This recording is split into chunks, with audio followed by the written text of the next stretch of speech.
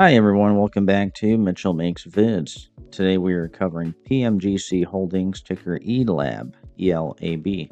Major developments today, January 6, 2026. A 1-for-4 reverse stock split took effect this morning, adjusting the share price.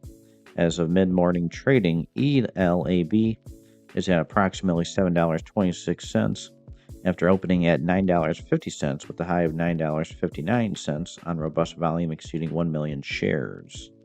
Even more noteworthy, just hours ago, PMGC announced a strategic share acquisition in Nuclear Energy Inc., a company developing micro-modular reactor nuclear technology.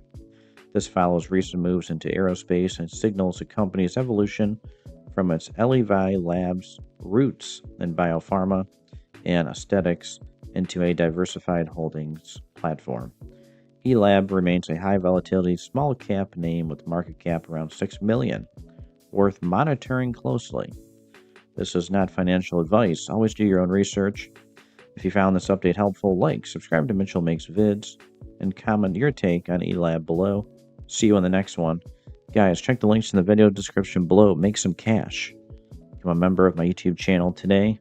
Love you all. See you in the next one.